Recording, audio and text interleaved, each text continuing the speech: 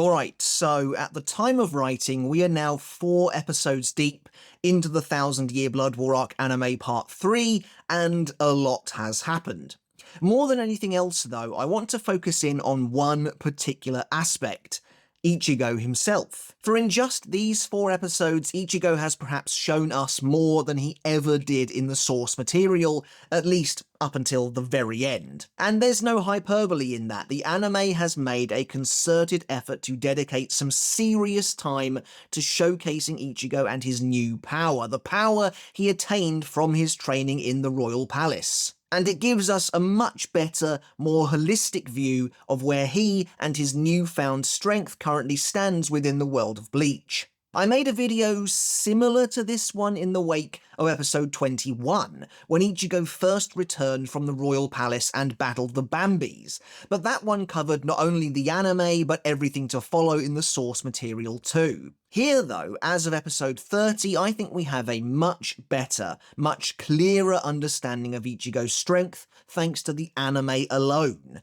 And so in today's video, I want to take a look at just how powerful True Shikai Ichigo really is, now that he's been given the opportunity to truly flex his new strength in a way he simply wasn't afforded before. After all, the anime has given Ichigo not 1, but 2 brand new fights in the space of just 4 episodes. They are really zeroing in on one of the original arc's biggest problems, that being a lack of fights and showcase for Ichigo himself once he returned from his Royal Palace training. Now, as always, the question of how strong or powerful somebody isn't particularly straightforward and is usually a combination of a variety of different factors. And I'll be doing my best to use the evidence presented to us in both the manga and the anime to come to some kind of a conclusion, though I'm anticipating this video being one of my more casual rambles, so I hope you'll at least entertain it. So, without further ado, let's take a look at Ichigo in the 1000 Year Blood War Arc anime so far. How different does the character feel when compared with his portrayal in the manga?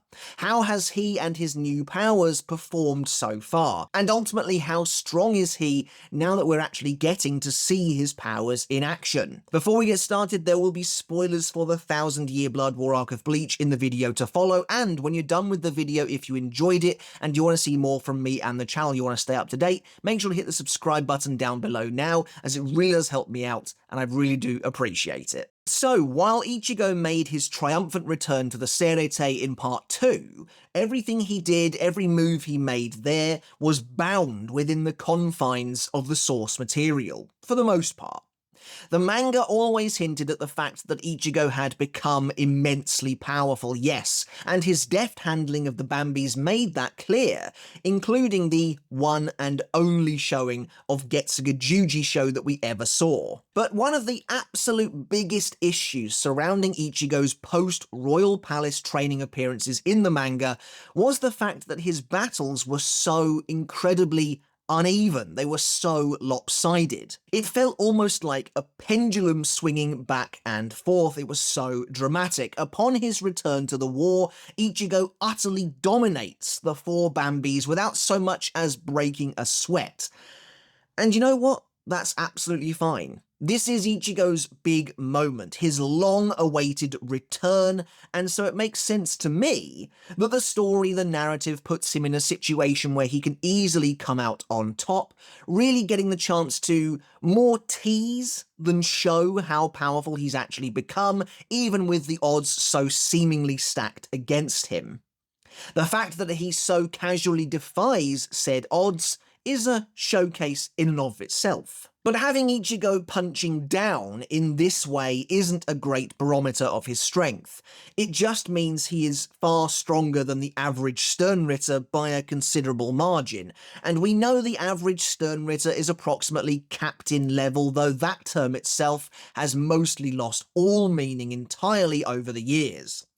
But we kind of knew this anyway, as even before his training in the Royal Palace, Ichigo was overwhelming Kirige, himself a skilled and powerful sternritter who I think often goes underestimated. And so what Ichigo really needed was to be put in a situation where he could have had just a slightly more balanced battle against a much stronger enemy than those he was already facing, but one who wasn't so incredibly overpowered as to destroy Ichigo himself. In fact, he needed another fight like against Kirige, one that Ichigo was definitely in the better position, but it was still somewhat even, it felt somewhat balanced, giving us a decent opportunity to see where Ichigo was now in relation to when he was fighting Kirige. You see, that was the issue in the manga. Ichigo went from tossing around the Bambis like they were nothing to being destroyed himself by Soul King Yhwach in the very final battle, with essentially nothing of note in between. And there's the infamous moment where he's turned into a rug by Askin. I'm very curious to see if that makes it into the final cut of the anime or not. But it's regarding all of these issues with Ichigo's uneven portrayal in the manga that the anime steps in. So far, specifically as of part 3, the anime has been providing us with that crucial in-between for Ichigo. He's actually getting to show what he can do as a result of his training with quantifiable results against enemies where that power actually matters. But it doesn't actually start there. The anime's improved handling of Ichigo begins back in part 2 with the Irazu Sandor training, again something that wasn't in the manga at all, providing valuable context for where Ichigo is today. In fact, the true essence of Ichigo's training was left a total mystery in the source material, but here we get a much better insight into it.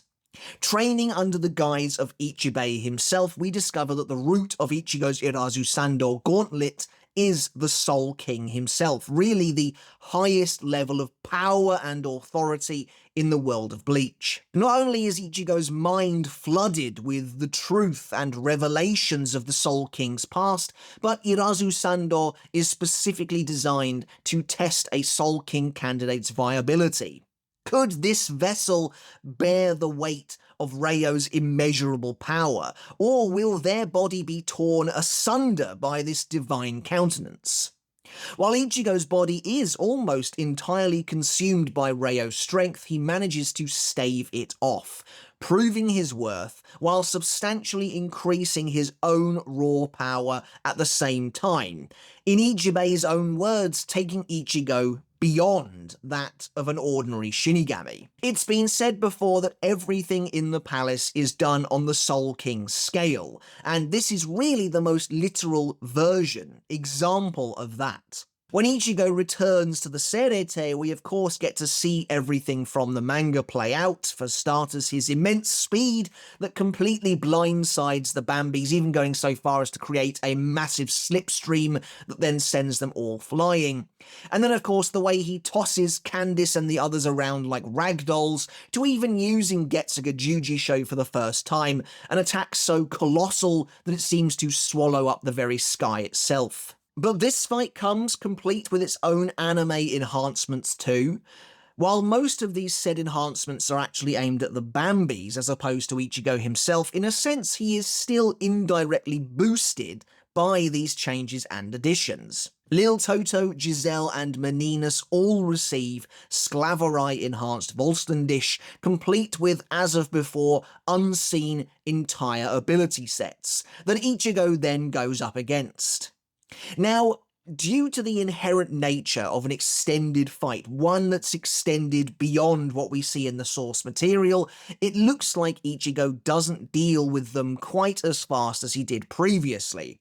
But at the same time, the sheer fact that he's now taking on 3 enhanced holy forms at once without enduring a single hit is perhaps even more impressive. The only time Ichigo comes close to even getting struck here is when Lil Toto's Shrift initially catches him off guard, and even then it's played up as a comedic moment. But from Ichigo holding open Lil Toto's golden crunch with his bare hands, to fending off Meninas' dumbbell duster without breaking a sweat, this is all a breeze for our main character now. The best point of comparison in the arc so far remains Ichigo versus Kirige. Now again, there are so many unknown variables here that it is hard to actively compare the two instances.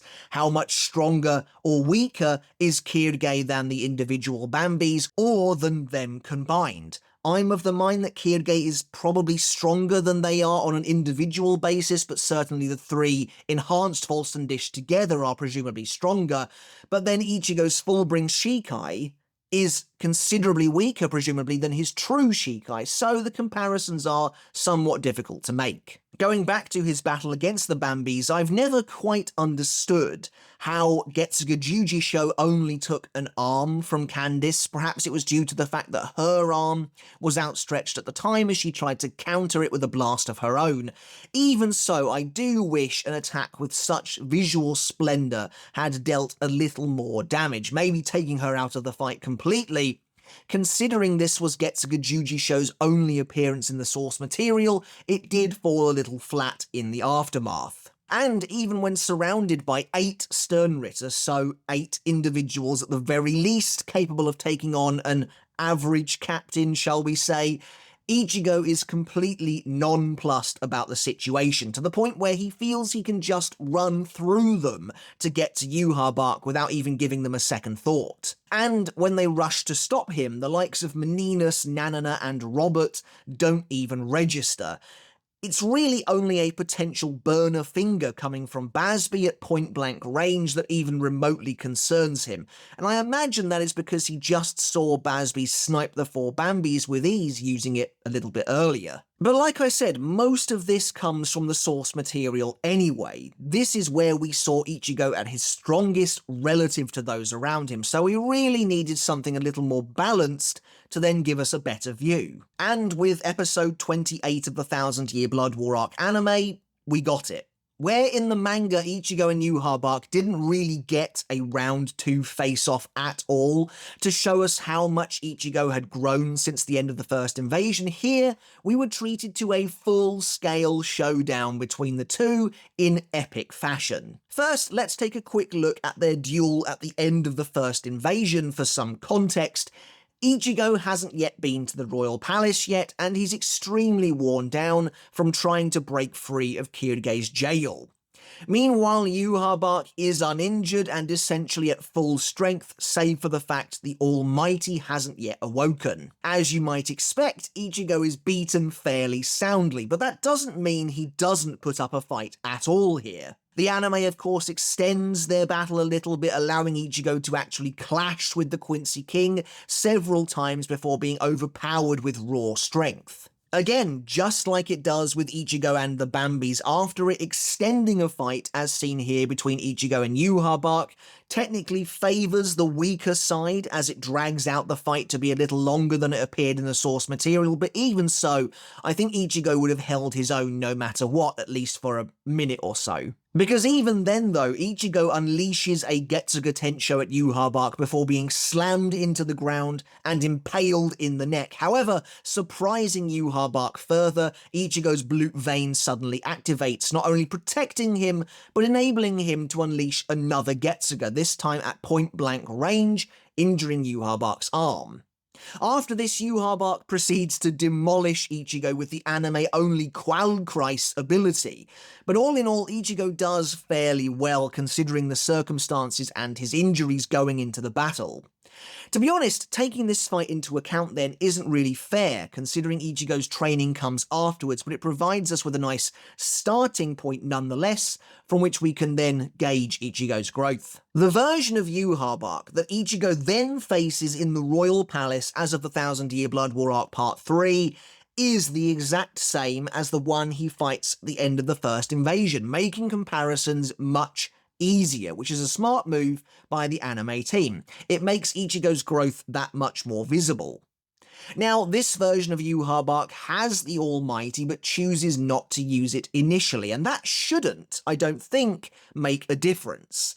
As far as we know, the Almighty doesn't change Yhwach's innate physical fighting capabilities, it just gives him access to this ridiculously broken single ability that makes him almost impossible to fight. Ichibei, for example, wasn't instantly killed because Yhwach suddenly became physically stronger upon the awakening of the Almighty. It was because Yhwach destroyed him in the future, where Ichibei could do nothing about it. So, when Ichigo takes his new True Shikai and locks blades with Yhwach here in the throne room, we can already feel the difference between this fight and their last one. Ichigo immediately takes a more dominant position in the battle. While calm and collected, he is the one launching an assault on Yhwach this time. Ichigo appears immediately beside the Quincy King, again demonstrating incredible speed, while later, in what feels like a deliberate callback to their first battle, Ichigo casually dodges a strike from Yhwach's hand that seems to reference Ichigo's hand being swatted away in their first fight after he tried to do something similar. Through sheer power, Ichigo forces Yhwach down to Tenjiro's palace, and the immense pressure of their clash completely evaporates the water of the hot springs. Yhwach unleashes a Zanpakutō at Ichigo at fairly close range, but Ichigo dispels it with a defensive Getsuga, the same style that he used to block Candice's Galvano javelin while she was in Volstendish, requiring him to simply draw his short sword across the sky in front of him. The fact that he seems to do so here against Yhwach's own ability with as much ease as he did against Candice implies that when he used it against Candice, there was a massive ceiling for the defensive capability of this blast that we weren't yet privy to. While not explicitly confirmed, it definitely seems like Ichigo now has access to multiple different styles of Getsuga. A defensive one drawn from the short blade, an offensive, more typical Getsuga from the long blade, and then of course combining the two styles results in Getsuga Jujisho. At one point, the two fighters clash throughout the sky, with Yhwach saying something that feels pretty enlightening to me. He asks Ichigo if he's going to fight back. So despite Ichigo keeping up with Yhwach's speed and power here, it feels pretty likely that he's not trying his hardest at all. Though I think the same can be said of the Quincy King too, almighty or not. In perhaps the most direct comparison we have so far, Yhwach activates Qualkreis once again against Ichigo, even telling him to rest in darkness once more, as though he anticipates a similar outcome to their previous battle. However, where Ichigo previously used a Getsuga Tensho to try and beat back the arrows, only to be savagely, brutally overwhelmed, here a calmer, more patient and powerful Ichigo simply takes them all out with his two swords, swinging his blades around several times to destroy each and every arrow on contact, in a similar manner to how he once deflected Kirge's arrows too. In fact, this fight almost feels like that new version of Ichigo versus Kirge that we needed that I mentioned earlier. The two are fairly even, but you can't shake the feeling that Ichigo is slowly overpowering his opponent, to the point where he's fairly cleanly dealing with their attacks. And that on its own speaks volumes about Ichigo's new power, I think, where originally in the first invasion you could pit him against Kirge and still kind of get a fairly balanced, decent look at his power. Now Ichigo has become so strong that we've had to bypass most of the sternritter. Those 8 sternritter he was coming up against in the second invasion, they're not good enough. We've had to go straight to the leader himself, to Yhwach himself, to get that new version of Ichigo versus Kirge in terms of balance. Anyway, with Qualkreis now destroyed, Ichigo then unleashes his second Getsuga Jujisho, an incredible attack that is given such prominence as to feel completely godlike. With Getsuga Jujisho actually being used by Ichigo more than once, it really feels like a brand new addition to his repertoire, an attack that's now just a part of his arsenal and one that's on a completely different level. Even Orihime looks on in awe at Ichigo's newfound strength, and like I said in my review of the episode, it feels like merely being in Getsuga Jujisho's presence is akin to being beneath Gremmy's meteor. It's an earth-shattering power. But Yhwach anticipates as much, going so far as to use Zankt Zvinga, a spell that Royd called the ultimate defensive spell of the Quincy, to offset the massive energy blast. It's clear that while Yhwach's quick thinking prevented him from potentially losing any limbs, unlike Candice, there was still nothing he could do in the face of Getsuga Jujisho. Considering he is sent flying by the attack wreathed in its golden, fiery Reiatsu, we can assume that Zantzwinger, while mitigating the damage somewhat, was completely overcome, and Yhwach was knocked down as a result.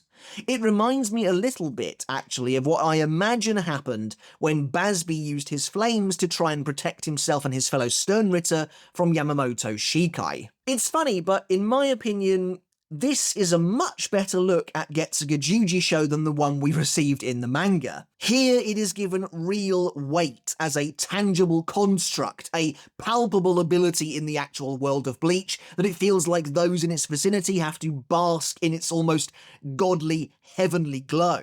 And it helps that Ichigo himself looks like a genuine deity standing before it. And at the same time, the sheer scale of such an attack is a real marvel. I'm not sure they were really going for this, but again, it definitely gives off Yamamoto vibes. These are the kinds of spectacular moves the likes of which Ryujin Jaka can produce. In fact, that's two comparisons to Yamamoto that I've made now. In that sense, then, I would say the anime succeeded in showing us where Ichigo currently is. But with Yhwach now lying amidst the rubble of Ichibe's dojo, it is time for him to use the Almighty. And unsurprisingly, Ichigo is quickly defeated, though not for lack of trying. Even against Yhwach's godly eyes, Ichigo still puts up a fight, though it's clear at this point that Yhwach is now basically toying with him. So for now, that seems to be as far as Ichigo can go, up against basically the strongest character in the Bleach universe, but his growth is very clear. The trickiest part about evaluating this fight is that it's hard to know just how serious each character was. Yhwach openly asks Ichigo when he's going to fight back, but Yhwach himself is no pushover, especially now in the face of this version of Ichigo. He manages to use Blue Vein to block Ichigo's sword with ease, for example, using just his hand. That being said, it definitely feels like the final moment of this phase of their fight is designed to be a statement, a testament to Ichigo's new strength. As I mentioned a minute ago, Zantzwinger is supposedly the ultimate defensive Quincy spell, meaning there is nothing more that Yhwach could have done to block Getsuga Jujisho, and yet Ichigo's blast demolished the barrier like it was nothing, taking the Quincy King himself down at the same time. Another issue with Yhwach, though, is that he has access to so many weird and wonderful abilities even without the Almighty. What if he tried to use Zankt Alter against Ichigo? How much of Ichigo's power could he have stolen, and how would it have affected the outcome? I'm hesitant to say that Ichigo is definitively stronger than this base version of Yhwach purely because it's tough to know how much either of them was really trying in the moment, but I do think that final showdown between Getsuga Jujisho and Zantzwinger is pretty indicative of Ichigo's current incredible strength. The sheer fact that Ichigo now stands far above a seemingly defeated Yhwach is a night and day difference between here and their first battle in the first invasion. Ichigo can now keep up with Yhwach throughout the entire fight, including deflecting and destroying his Qualkreis. Yhwach no longer seems to have such a physical advantage over the boy, and Ichigo's ultimate attack overcomes Yhwach's ultimate defense. So yeah, actually I do think it's safe to say that Ichigo is stronger than Yhwach here, and that's an impressive feat. Before and during his training in Irazu Sandor, Ichibei continued to emphasize the importance of Ichigo becoming more than a Shinigami in order to defeat Yhwach, and I think we are absolutely seeing the fruits of that here. The only question that really remains to be seen is, will Ichigo continue to grow from this moment onwards? Will the anime introduce any kind of inherent way for Ichigo to overcome or circumvent the Almighty, or are we just going to have to rely on certain silvery arrows at this point onwards? And then, of course, there's last week's brand new fight between Ichigo and Uryū, a showdown that we've all been waiting for since really the anime began. This is another difficult one because more so than ever it's clear that Ichigo isn't trying at all here. He's actively pulling his punches since he's fighting his friend. When Uryū coldly says that Ichigo missed his chance to kill him, Ichigo actively says that of course he would never do that, meaning he didn't miss his chance to kill him, he actively gave it up. But this fight is interesting in that despite Ichigo seemingly being on the back foot for the majority of it, it's clear that he is capable of taking control of the battle at really any point.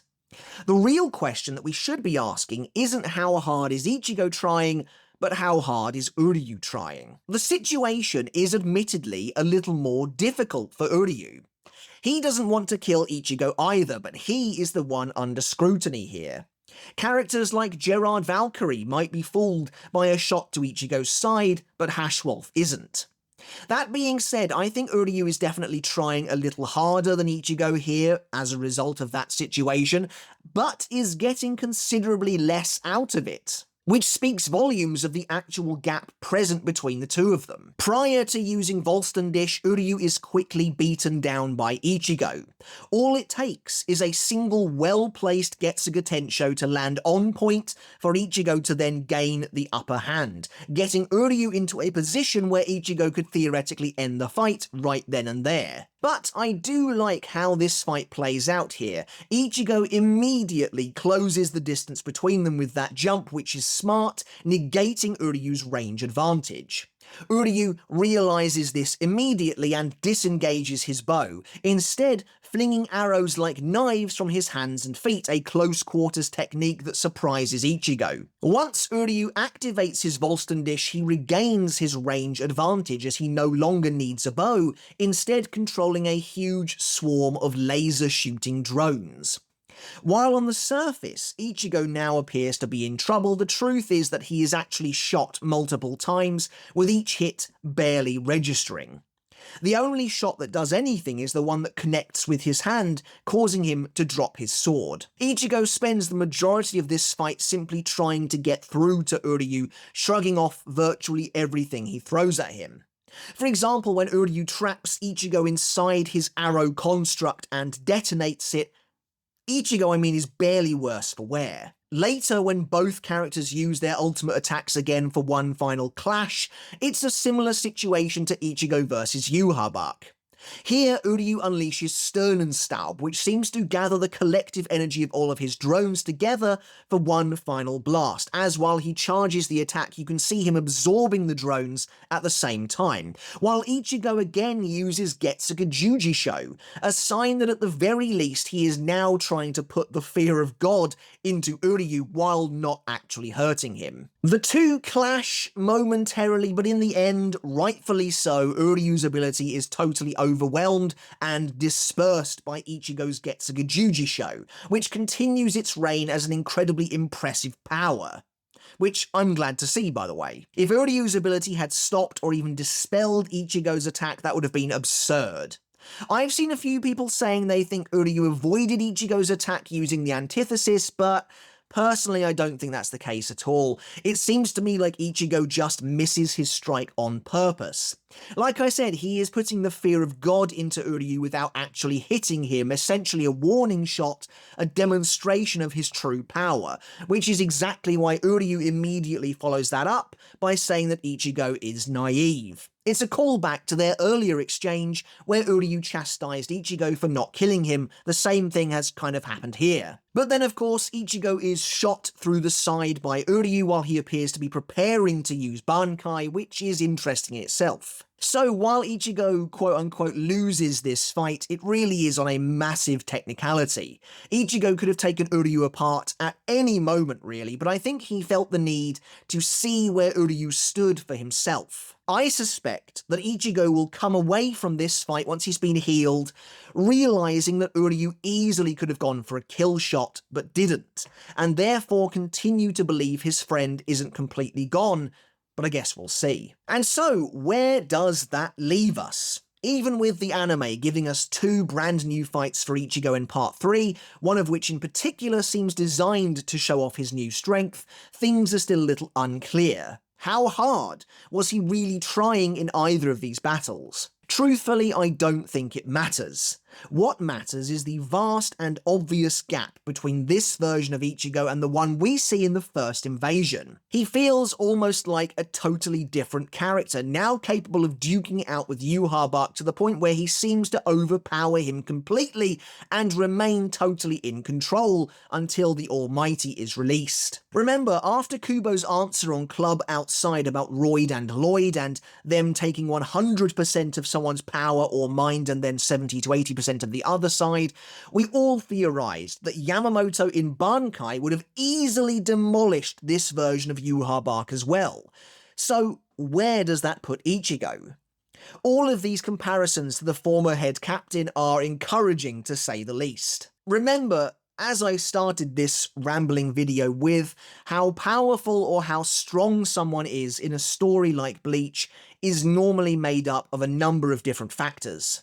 Uryū, for example, I mean, he has taken an astronomical leap from where we last left him in the Arrancar arc. Even if he is still weaker than Ichigo now, I mean, he has come on leaps and bounds. And I say the Arrancar arc because he doesn't really do anything at all in The Lost Agent. There isn't really anything to go on. Here, though, he has consumed some of Yhwach's holy blood and therefore received a nebulous boost in strength from becoming a sternritter and gaining a shrift, and then received an additional but still ambiguous boost from the Auswählen at the end of the second invasion.